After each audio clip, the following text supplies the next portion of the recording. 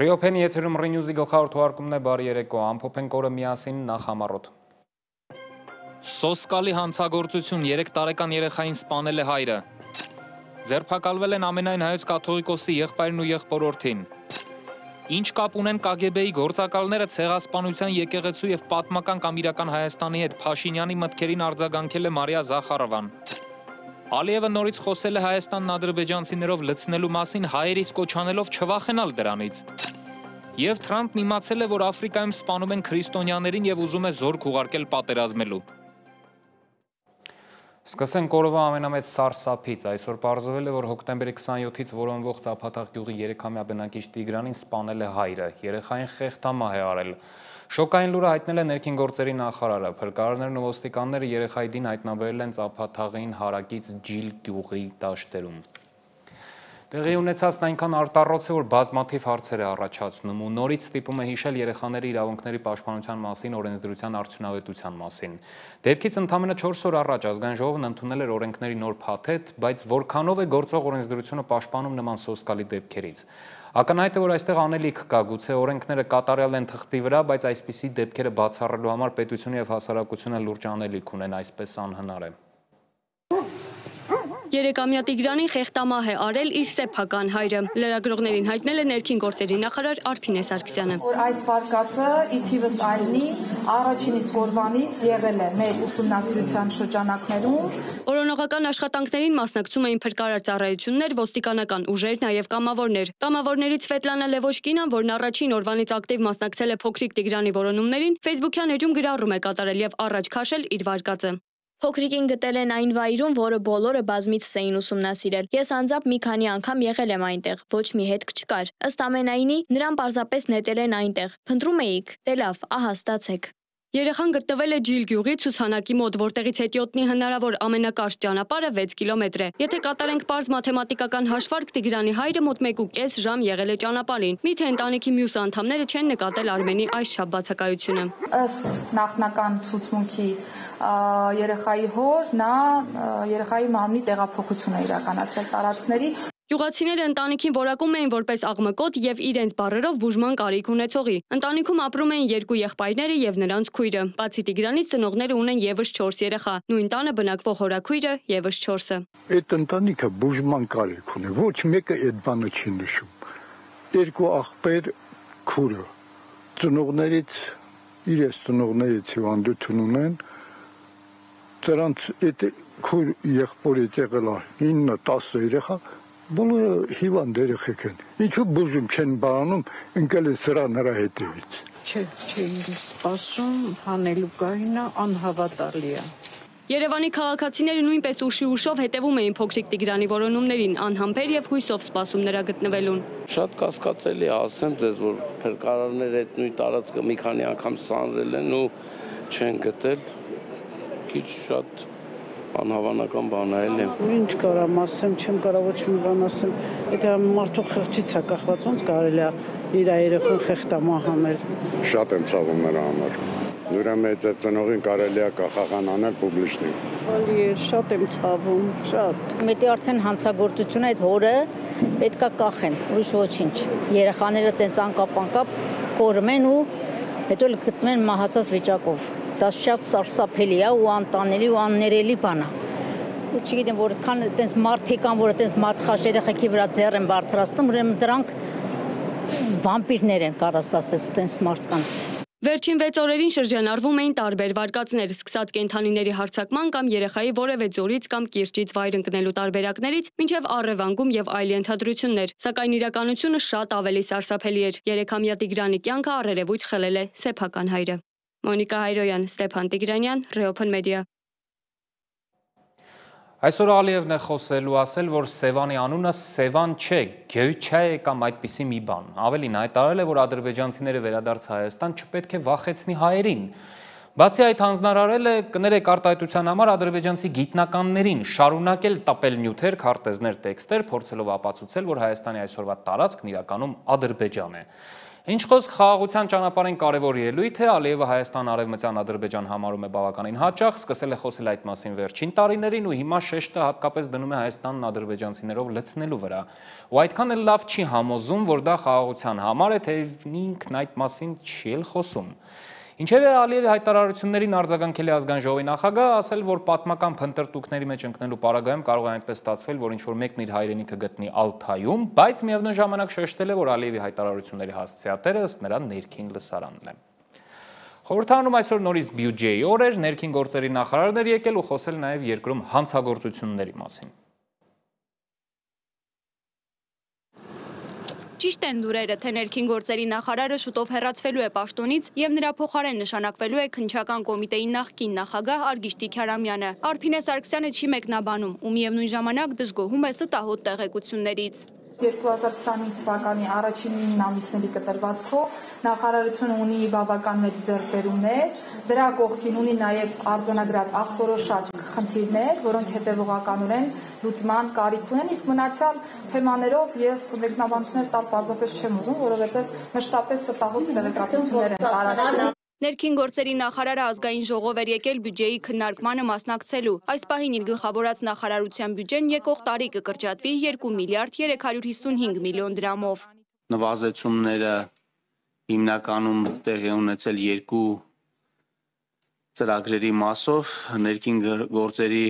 կրթական ծառայություններ եւ ներքին գործերի նախարարության ոլորտի քաղաքականության մշակում, կառավարում կենտրոնացված միջոցառումների մոնիտորինգ եւ վերահսկողություն ծրագրերով։ Արփինե Սարգսյանը ներկայացնում է ամենաթարմ վիճակագրական տվյալները։ Կենցաղային հողի վրա սպանությունները շարունակում են գերակշռել։ Երբ որ խոսում ենք նաև ընդհանուր գրանցված դեպքերի մասին, պիտի փաստեմ, որ նաև վիճակագրական առումով որևէ էական մեծ թվով շարժ կամ կտրուկ աճի տեմպեր որպես այդպիսին չունենք, եւ նաև պիտի ընդունենք, որ սպանությունները մեր հանցավորության ընդհանուր կառուցվածքում կազմում են ընդամենը 0.2%։ Նախորդ տարվա համեմատ փոքր տոկոսով նվազել են անչափահասների կատարած հանցագործությունները, բայց երբեմն լինում է, երբ դպրոցները չեն ահազանգում տարբեր առերևույթ հանցագործությունների մասին։ Ընթացիկ տարում 6 միջնորդագիր եմ ուղարկել Կրթության, գիտության, մշակույթի եւ սպորտի նախարար գործընկերոջս Տիկին Ժաննա Անդրեասյանին դպրոցների կողմից նմանատիպ տեղեկությունները ոստիկանությանը չտրամադրելու վերաբերյալ։ Անդրադառնալով Փարաքարի համայնքապետի աղմկահարույց սպանությանը, ներքին գործերի նախարարը բացառում է հանցագործության քաղաքական դրդապատճառները ու այն կապում փետրվարին տեղի ունեցած սպանության հետ։ Ըստ Նյուզեեմի միջադեպ է եղել բյուջեի նախագծի քննարկման փակ հատվածում։ Նիստն ընդմիջվել է վիճաբանության պատճառով։ Ըստ տեղեկությունների, իշխանական падգամավոր Հայկ Սարգսյանը նիստին մասնակցել է համակարգչով, ինչը փակ ձևաչափի դեպքում արգելված է։ Սարգսյանին առաջարկել են դուրս հանել համակարգիչը, հրաժարվել է, վիճաբանությունից հետո հեռացել է դահլիճից։ Նիստից հետո պաշտպանության նախարարն է պատասխանել լրագրողների հարցերին։ Սուրեն Պապիկյանը վստահեցրել է, որ Հայաստանն իր կարիքներին համապատասխան շարունակելու է պաշտպանական բարեփոխումները, այդ թվում սպառազինության եւ ռազմական տեխնիկայի գնումները։ 2026 թվականի բյուջեն, եթե այն համեմատենք նախորդ տարիների բյուջեի ավելացման տենդենսի հետ, համապատասխան մեր ընդհանուր բյուջեի ծավալի ավելացման տենդենսին, այն որևէ խախտում չունի, բացառությամբ այն տարբերությանը, որը տեղի է ունեցել 25 թվականին, երբ միանգամից բարձրացել է մեր ծախսերի չափաքանակը, որը առաջ բերված ծախսեր են, եւ նույն 26 թվականի ծախսերի վրա դուք տեսնում եք այդ տարբերությունը, որը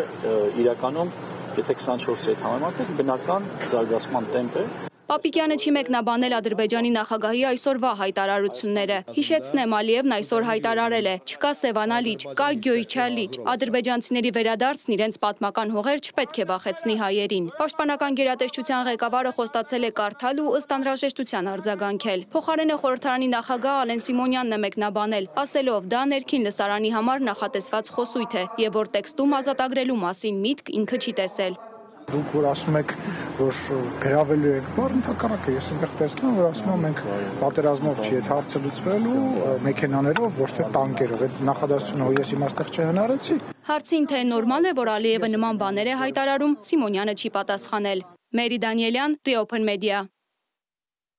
Իսկ մինչև այդ երկրում շարունակվում է պատարակամարտը։ Նիկոլ Փաշինյանը Հովանավանքում երկրորդ կիրակին անընդմեջ մասնակցեց նույն միջոցառմանը, որը Մայր աթոռը որակել է բեմադրություն ու պղծություն։ Փաշինյանի հետ մասնակցել են մեծ թվով պաշտոնյաներ, Բաքում էլ մեծաթիվ ոստիկաններ ու անվտանգության աշխատակիցներ։ Միևնույն ժամանակ մայրտաճարում պատարակ է մատուցել ամենայն հայոց կաթողիկոսը, աղոթք է հնչել Բաքվում պահվող հայ գերիների ու Հայաստանում բանտարկված սրբազանների եւ Սամվել Կարապետյանի համար։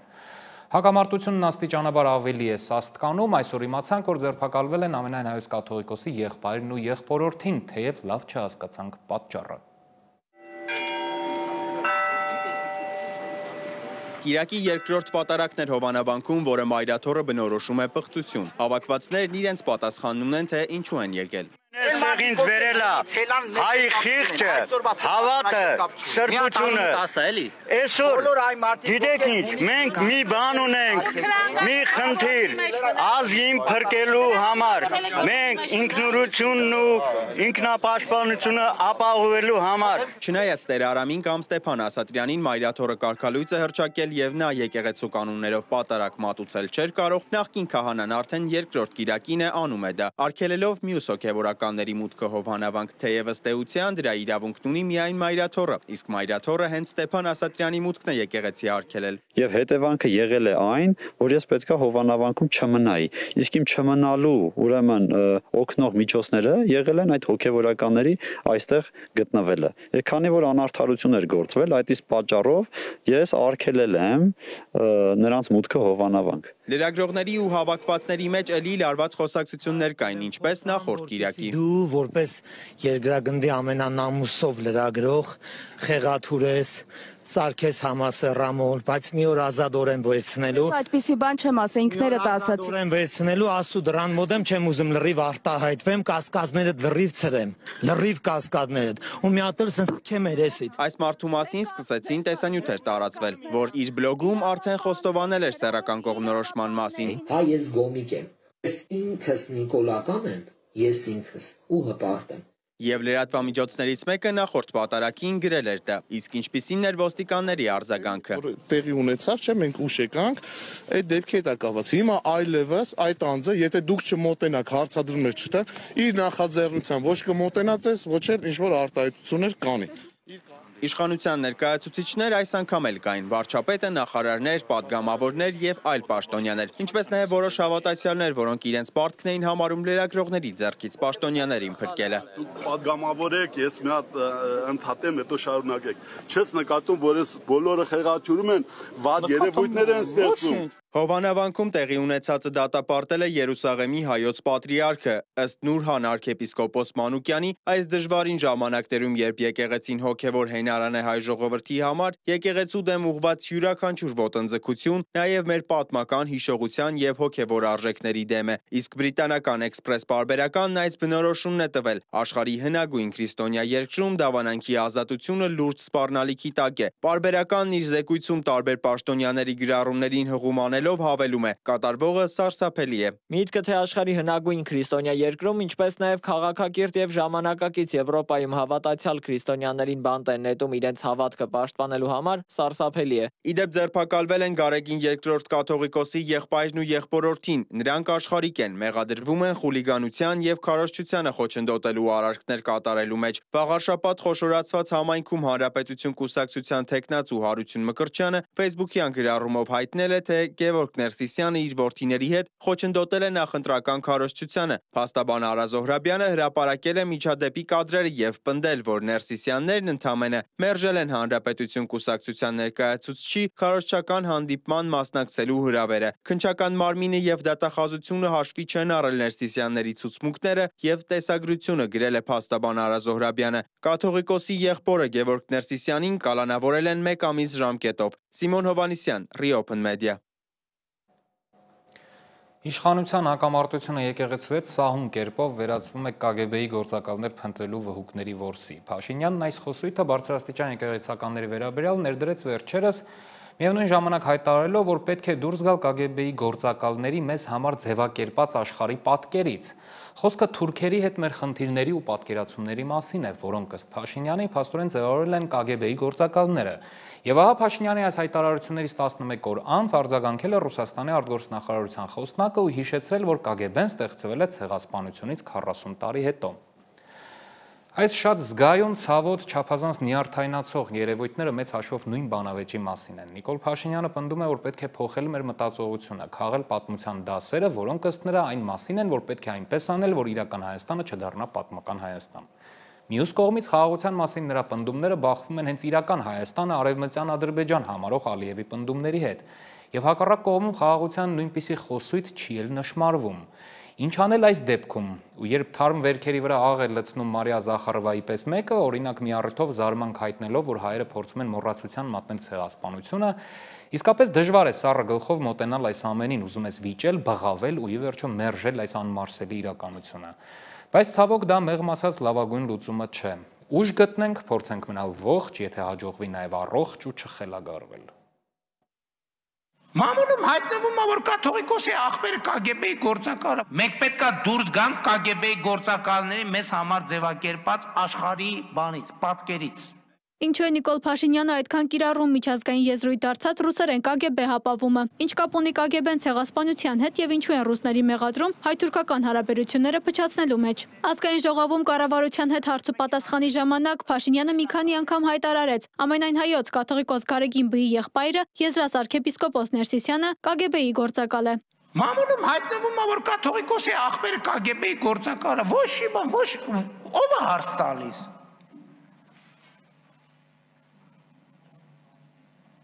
KGB-ի գործակալը ու հիմա բան նոր Նախճեվանի թեմի առաջնորդը։ Ոչ մի բան, հա, ոչ հենց տենց էլ պետք է լինի։ Ես կներեք խելագարություն ասենց ման ոնց կարա լինի։ Քաղաքացիական պայմանագիր կուսակցության ֆինանսավորմամբ գործող CVKM-ը հոկտեմբերի 1-ին հրապարակել է Կարնո անունով սրբազան գործակալը Եզրաս Ներսիսյանի ճանապարհը վերնագրով հոդված։ Նամակում ասվում է 1986-ի հուլիսին Ներսիսյանը իբր հավաքագրվել է KGB-ի կողմից Կարո գործակալական ծածկանունով, իսկ 1988-ի նոյեմբերին գործերը փոխանցել են Լենինգրադի վարչություն, նույն տարում նշանակելով Լենինգրադի հոգևոր հովիվ։ Հոդվածում ոչ աղբյուր կա, ոչ էլ ապացույց։ Հոկտեմբերի 22-ին կառավարությունում կայացած մամուլի ասուլիսի ժամանակ Փաշինյանը կոչ էր արել դուրս գալ KGB-ի գործակալների մեզ համար ստեղծած աշխարհի կերպարից, մեղադրելով ռուսական կողմին հայերին ու թուրքերին թշնամացնելու համար։ Այդ որ մենք ասում ենք թուրքը մնում է թուրք, այդ նույն ասացվածքից ընդեղ էլ կա, ընդեղ էլ ասում են հայը մնում է հայ։ Այդ որ մենք ասում ենք ոնց կարելի է վստահել, ոնց կարելի է Ադրբեջանին վստահել, ոնց վստահում եք, այդ նույնը այնտեղ կա, ասում են ոնց կարելի է հային վստահել։ Այդ որ մենք ասում ենք, բա մենք մեր պատմությունից դասեր չքաղեցինք, նույնը իրանք են ասում են, բա մենք մեր պատմությունից դասեր չքաղեցինք, ոնց է դուք խաղաղություն եք ուզում Հայաստանի հետ, բա մեր պատմությունից դասեր չքաղեցինք։ Լսեք, մենք պետքա դուրս գանք KGB-ի գործակալների մեզ համար ձևակերպած աշխարհի բանից, պատկերից։ Ռուսաստանի կողմի պատասխանը չուշացավ։ Հայաստանի վարչապետ Նիկոլ Փաշինյանը պատմական խնդիրների մեջ մեղադրել է թուրքերին, հայերին եւ ԽՍՀՄ-ի պետական անվտանգության կոմիտեին։ KGB-ն ստեղծվել է 1954 թվականին, հայոց ցեղասպանությունը Օսմանյան կայսրությունում սկսվել է 1915 թվականին, գրեթե 40 տարի առաջ KGB-ի ստեղծումից։ Ըստ շատ պատմաբանների Փաշինյանը փորձում է թուրքերի մեղքի բեռը թեթևացնել, ոչ միայն Ռուսաստանի ուսերին դնելով, այլև հարցականի տակ դնելով պատմական փաստերը։ Մենք հայոց ցեղասպանության պատմությանն էլ պետք է վերադառնանք, պետք է հասկանանք լավ ինչ է տեղի ունեցել եւ ինչու է տեղի ունեցել։ Եվ ինչպես ենք մենք դա ընկալել։ Սրանից բացի այս տարվա մայիսին կառավարությունը մերժեց հայոց ցեղասպանության ժխտումը քրեականացնող նախագիծը։ Պատմաբանի կարծիքով ցեղասպանի կերպարի վերափոխումը հստակ խնդիր է լուծում։ Նոր վերափոխմամբ ինչ խնդիր է լուծում։ Իմ կարծիքով այստեղ ընդհանուր մեր ժողովրդի ինքնության հարց է դրված քննարկման եւ ըստ էության հնոր ցեղասպանությունը ինքը իր բոլոր հետևանքներով այլ ժողովրդի ինքնության մի կարևոր մասն է հանդիսանում, որ ենթադրում է նաև վերականգնում, փոխհատուցում, արդարհատուցում, արդարության վերականգնում, իսկ սա չի բխում թուրքական պետության շահերից։ Ըստ պատմաբանի, թեև KGB-ն ուղղակիորեն կապ չունի ցեղասպանության իրագործման հետ, Խորհրդային Միության քաղաքականությունը, այդ թվում հատուկ ծառայությունների միջոցով էական ազդեցություն է ունեցել ցեղասպանության թեմայի լուսաբանման եւ ընկալման վրա։ ԽՍՀՄ-ում պատմական իրադարձությունների մեկնաբանությունները խստորեն վերահսկվում էր գաղափարական եւ քաղաքական նպատակահարմարությունից ելնելով։ Ki bu özellikle 1970'lerde oluşmuş bir politikadır. Ինձ թվում է, որ Թուրքիայում հայերի նկատմամբ թշնամանքն էլ ԿՀՎ-ն է այսպես ասած բորբոքել։ Փաստարկներ է ստեղծել, գրոհայիններ է պատրաստել։ Իհարկե, երբ այսպես է ընկալում իրավիճակը, Թուրքիայի մեղքը փոքրանում է։ Թուրքիան այնքան էլ մեղավոր չի երևում, այսինքն իրադարձությունների շարժիչ ուժը կարծես Վաշինգտոնն ու Մոսկվան են։ Ցարական Ռուսաստանը որպես Անտանտի մաս 1915 թվականի մայիսի 24-ին Ֆրանսիայի եւ Մեծ Բրիտանիայի հետ համատեղ հայտարարությամբ դատապարտեց հայերի կոտորածները, դրանք որակելով հանցագործություն, մարդկության եւ քաղաքակրթության դեմ։ Մեր ժամանակներում լայն տարածում ստացած այս ձևակերպումը պատմության մեջ առաջին անգամ կիրառվել է այդ օրը։ ԿԳԲ-ն ստեղծվել է 1954 թվականին որպես ՉԿ-ի, ՆԿԳԲ-ի, ՆԿՎԴ-ի եւ ՄԿԲ-ի անմիջական իրավահաջորդ եւ մտնելով ԽՍՀՄ մինիստրների խորհրդի ենթակայության տակ գործել 1954-ից 1991 թվականներին։ ԿԳԲ-ն լսարանի վրա ազդելու համար մի քանի մեթոդներ է կիրառում՝ գրաքննություն կամ ցենզուրա, կրթության եւ մշակույթի գաղափարականացում, վախի եւ ամստահության մթնոլորտի ստեղծում, պատմության կեղծում եւ վերաշարադրում։ Հայաստանի Հանրապետությունում գործում է կառույց հակահետախուզության ծառայություն, որը պատասխանատու է երկրի ներսում գործակալներին բացահայտելու համար։ Ենթարկվում է վարչապետին։ Այդ դեպքում ինչու քայլեր չեն ձեռնարկվում, այսպես ասած ԿԳԲ գործակալների ցանցը վերացնելու համար։ Ցույց կտա ժամանակը։ Անի Հովհաննիսյան, Էդգար Գուլոյան, Ռեոփեն մեդիա։ Շարունակելով հայ-թուրքական ոչ բարեկամական հարաբերությունների թեման, հայերի իրավունքների համար ցեղասպանությունից հետո պայքարել են բազմաթիվ ֆրանսիացիներ, բայց մենք ոչ բոլորին գիտենք։ Կան մարդիկ, որոնք ամբողջ կյանքն են նվիրել հայերին, չլինելով հայ, նրանցից մեկը Անրի Սաբին է։ Մեր ֆրանսերեն թողարկումների հեղինակ Հասմիկ Առաքելյանն այցելել է նրա գերեզման եւ ներկայացրել այս ֆրանսիացու բացառիկ պատմությունը։ Երևանի քաղաքային Պանթեոնի այս ճանապարհը տանում է մի գերեզմանի մոտ, որը բացառիկ է իր պատմությամբ։ Այստեղ հանգչում է բառի ամենաուղիղ իմաստով հայ ազգի բարեկամ, Եվրոպայի խորհրդարանի ֆրանսիացի падգամավոր Ժան Անրի Սաբին։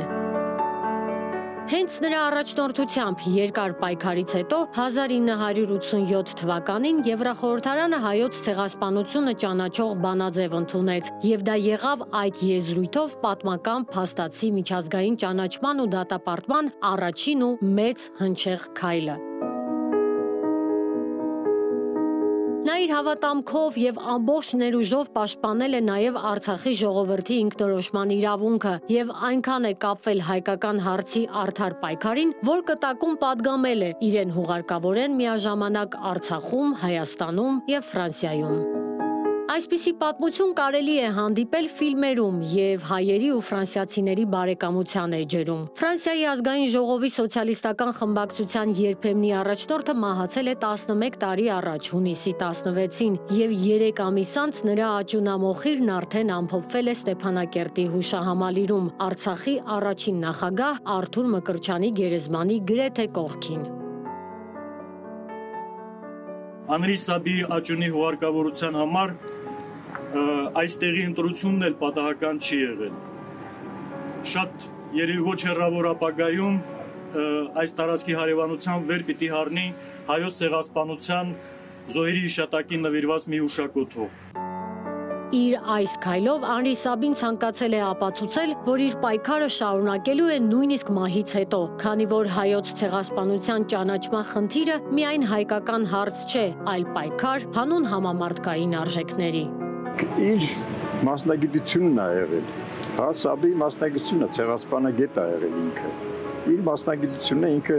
զբաղվել է ոչ միայն իմիջիալից հայկական հայերի, հա, ցեղասպանությամբ, Ռուանդայի եւ այլն բոլոր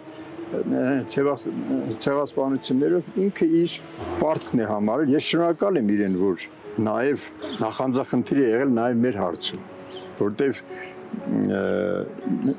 գիտեք ինչ է նշանակում մահվանից հետո կտակ այդպեսի կտակ անել։ Հա, ուրեմն ինքը ինչքան է սիրել Հայաստանը, հայերին, էլի ես այդքանով շնորհակալ եմ իրեն, որ նվիրված է եղել Հայաստանին ու հայերին։ Սա իսկապես նվիրվածության արդյունք է։ Անրի Սաբիի անունը պատմությունն ինքնին արդեն դրել է Անատոլ Ֆրանսի, Անրի Բարբիի, Ֆրիտյով Նանսենի եւ բազմաթիվ այլ օտարազգիների կողքին, որոնք անտարբեր չեն եղել մարդկության դեմ գործված ոճրագործության հանդեպ եւ պայքարել են արդարադատության համար։ Արցախի կորստով ոչ միայն հայերն են կորցրել իրենց գերեզմանոցը, այլև ֆրանսիացիները, քանի որ Ստեփանակերտի սրտում հանգչում է Թուլուզում ծնված եւ այնտեղ մահացած ֆրանսիացի նշանավոր քաղաքական գործիչ, հայ ժողովրդի երախտավոր Ժան Անրի Սաբին։ Սա ռեպորտաժի էմոցիոնալ հատվածն էր, իսկ այն ինչին ականատեսը եղավ մեր տեսախցիկը նկարահանումը սկսելուց առաջ, թերևս կադրերը ավելի խոսուն կպատմեն։ Մեր օպերատորը իր աշխատանքային զենքը դրեց մի կողմ, դրեց ձեռնոցներ և սկսեց պոկել մոլախոտերը։ Սաբիի գերեզմանը մաքրեցինք, լվացինք փոշուց և կեղտից։ Մեզ միացան նաև Երևանի քաղաքային պանթեոնի մաքրուհիները։ Այս գերեզմանի տեղը բացահայտել է Շառլ Ազնավուրի գրական ժառանգության թարգմանիչ Սամվել Գասպարյանը, երբ այցի է գնացել իր ընկերոջ Շիրիմին և նկատել Անրի Սաբիի անունը։ Դեռևս 2013-ին նա նամակով դիմել է այն ժամանակվա քաղաքապետ Տարոն Մարգարյանին և կարճ ժամանակ անց Սաբիի գերեզմանին քար է տեղադրվել, իսկ տարածքը բետոնապատվել։ Ի դեպ, Սաբիի մասունքներն ամփոփվել են Երևանի քաղաքային պանթեոնում Մարգարյանի քաղաքապետ դառնալուց 1 ամիս առաջ։ Նա կապ չի ունեցել այդ ամենի հետ, բայց տեղեկանալուն պես իսկույն անցել են գործի։ Ես այն ժամանակ մի քիչ անշնորհք եմ գտնվել, Տարոն Մարգարյանին շնորհակալություն չեմ հայտնել, հա կուզենայի հիմա ուշացումով շնորհակալություն հայտնել, որովհետև շատ լավ գործ արեցին իրենք, հա, այս հողաթումբը ուղղակի սարքեցին գերեզման, ճիշտ է համեստ, բայց ես օրինակ կուզենայի, որ ավելի լավ լիներ։ Ես ընկերներիս հետ հատուկ Արցախ գնացինք, տեսնենք այնտեղ ոնց է, շատ լավ էր։ Նախկին քաղաքապետին շնորհակալություն հայտնեցի, նորին էլ շնորհակալություն կհայտնեմ, եթե հետևեն։ Գոնե հետևեն իրանք հիմա, այս եղածին հետևեն, այսպես չլինի, էլի չծածկի գերեզմանը։ Գիտեք, ես օրինակ չեմ ուզենա, որ մի ֆրանսիացի լսել է, որ այստեղ Սաբին այստեղ գա ու տեսնի այսպիսի վիճակ։ Այս գերեզմանի տերը դե յուրե Երևանի քաղաքապետարանն է, իսկ բարոյական առումով հայ ժողովուրդը, մենք բոլորս։ Եվ մի կարևոր հանգամանք էլ, փաստացի հայոց ցեղասպանությունն առաջինը ճանաչել է Եվրախորհրդարանը 1987 թվականին, իսկ Հայաստանի դաշնակիցը Ռուսաստանը միայն 1995-ին, մյուս դաշնակից Ֆրանսիան 2001-ին։ Թերևս այս փաստը հազարավոր բառերի փոխարեն վկայում է, թե Անրի Սաբին ինչ կարևոր գործիչ է աշխարհի հայության կյանքում։ Փորձեցի մտաբերել, բայց չգտա, թերևս չկա Սաբիի նման երկրորդ օտարազգին, որն իր երկրից բացի ցանկացել է վերջին հանգրվանը գտնել նաև Հայաստանում և Արցախում։ Անրի Սաբիի 8 զավակներն ու թոռները Ֆրանսիայում են, այստեղ չկա մեկը, որ նրան այցի գնա, իսկ Հայաստանում նրա հարազատները մենք բոլորս ենք։ Սա հասկացավ նաև գերեզմանոցի մաքրուհին Արմինեն, որն ինքնակամ եկավ մաքրեց գերեզմանը, որքան էլ համոզեցինք, փող չվերցրեց դրա դիմաց և խոստացավ ամեն անգամ այդ կողմով անցնելիս իր բաժին բարոյական պարտքը կատարել, մանավանդ, որ այս գերեզմանը դժվար հասանելի հատվածում չէ։ Մի կողմում Ռոբերտ Սահակյանցի գերեզմանն է, մյուսում Մարո Մարգարյանի, իսկ քիչ այն կողմ Երգիչ Հայկոն է։ Այս վայրը բոլոր խորհրդանշական և քաղաքական հիմքերն ունի, որ դառնա հայ-ֆրանսիական բարեկամության խորհրդանիշերից մեկը, որ պատվիրակություններն այցելեն և ծաղիկներ խոնարհեն մի մարդու Շիրիմին, որը փաստացի դրել է հայոց ցեղասպանության համաշխարհային ճանաչման և դատապարտման գործընթացի հիմքը։ Հասմիկ Առաքելյան, Լևոն Ոսկանյան, Reopen Media։ Իսկ մինչև այդ ոստիկանության զորքերը դարձան ոստիկանության գվարդիա, որը կզբաղվի հասարակական կարգի պահպանությամբ ու հանրային անվտանգության ապահովմամբ, պետական օբյեկտների պահպանությամբ և կոժանդակի քրեական վարույթ իրականացնող մարմիններին։ Մենք ուսումնասիրել ենք այլ երկրների փորձը, որտեղ ևս կա գվարդիա, փորձելով հասկանալ ինչով են այդ գվարդիաները զբաղվում իրենց երկրներում։ Նոր համազգեստ, միջազգային ստանդարտներին համապատասխանող սպառազինություն և բոլորովին նոր անվանում՝ ոստիկանության գվարդիա։ Նոյեմբերի 1-ից Հայաստանում այլևս չկան ոստիկանության զորքեր։ Նրան փոխարինելու է եկել մի կառույց, որ ըստ իշխանության ոչ թե հին կառույցի շարունակությունն է, այլ բոլորովին նոր էջ Հայաստանի անվտանգային համակարգում։ Այսօր մենք բոլորովին նոր ծառայության հիմք ենք դնում, եւ սա կարևոր շեշտադրում է, այսինքն մենք ոչ թե ոստիկանության զորքերը վերափոխում ենք ոստիկանության գվարդիայի, այլ մենք այսօր ստեղծում ենք ոստիկանության գվարդիա։ Իհարկե, անցած ճանապարհը եւ պատմությունը մեզ հետ է, մեզ համար արժեք է, բայց այսօրվանից մենք պատմության նոր էջ ենք բացում։ Նոր էջի հիմքում ըստ ներքին գործերի նախարարության դրված է նոր փիլիսոփայություն։ Եթե խորհրդային մոդելի ներքին զորքերը հաճախ ընկալվում էին որպես պետությանը քաղաքացուց պաշտպանող ուժ, ապա գվարդիայի առաքելությունը հակառակն է։ Մենք չենք պաշտպանում քաղաքացուն պետությունից։ Մեր խնդիրը դա չէ։ Մենք չենք պաշտպանում պետությունը քաղաքացուց։ Մեր խնդիրը դա էլ չէ։ Մեր խնդիրը քաղաքացուն պաշտպանելն է պետության միջոցով։ Ուժի մեջ է մտել ուժային միջոցների գործադրման նոր ստանդարտը։ Այս ստանդարտը թելադրում է ծառայողներին ինչպես վարվել, որովհետև տարիներ շարունակ մենք այս հարցի պատասխանը ծառայողներին չենք տվել։ Ոստիկանության գվարդիայի ձևավորմամբ առաջին անգամ ուժի մեջ կմտնի ուժային միջոցների կիրառման միջազգային չափանիշներին համապատասխան նոր ստանդարտ, ֆիզիկական ուժի, հատուկ միջոցների, հրազենի եւ հատուկ տեխնիկայի գործարկման դեպքերի, հիմքերի եւ համաչափության պայմանների մասով։ Թե կոնկրետ ինչով է զբաղվելու նոր կառույցը սահմանված է ոստիկանության գվարդիայի մասին օրենքով։ Նրա հիմնական գործառույթներն են հասարակական կարգի պահպանությունն ու հանրային անվտանգության ապահովումը, պետական կարևորագույն օբյեկտների պահպանությունը, ինչպես նաեւ ռազմական ու արտակարգ իրավական ռեժիմների ապահովմանը մասնակցելը։ Գվարդիան նաև կաջակցի արտակարգ իրավիճակների կառավարմանը եւ կոժանդակի քրեական վարույթ իրականացնող մարմիններին։ Գվարդիան ծագում է իտալերեն գուարդիա պահպանություն բառից։ Միջնադարում գվարդիա կոչվող զինվորական միավորի առաքելությունը ազնվականների եւ միապետի պաշտպանությունն էր։ Ավելի ուշ կանոնավոր զորքերում այն համարվում էր բանակի ընտրախավը, արտոնյալ եւ ամենամարտունակ մասը։ Ռազմական պատմության մեջ իր անունը փառքով է պսակել Նապոլեոնի հին գվարդիան, գրենադերների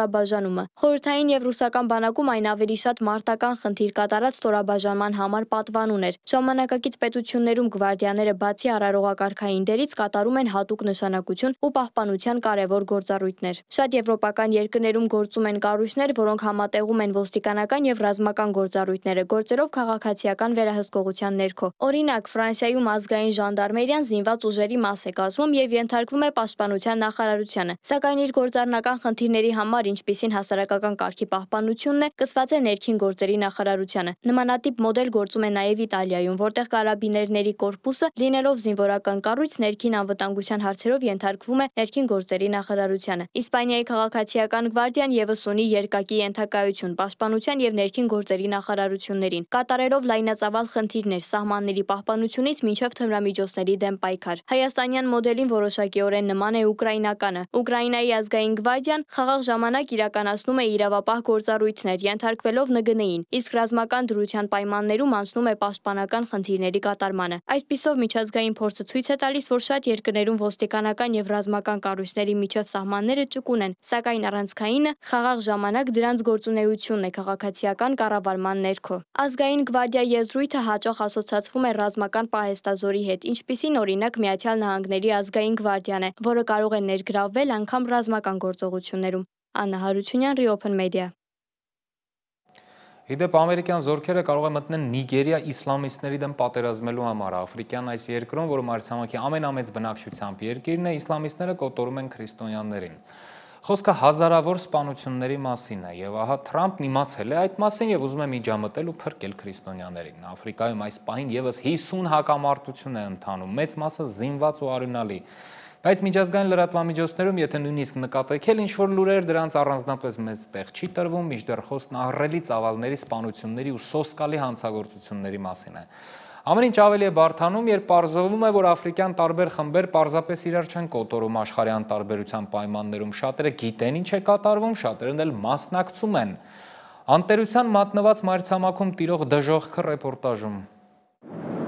Նիգերիայում քրիստոնեական համայնքը կրկին թիրախի տակ է։ Վերջին շրջանում անընդհատ ենթարկվում է հարձակումների։ Տեղի քրիստոնեական համայնքի առաջնորդների համար, սակայն, խնդիրը ոչ միայն բռնությունն է, այլև դրան հետևողական համատարած անպատժելիությունը։ Նրանք պնդում են, որ իշխանությունները չեն կարողանում կամ չեն ցանկանում պատասխանատվության ենթարկել մարդասպաններին, ինչը ստեղծում է վախի եւ անպաշտպանության մթնոլորտ։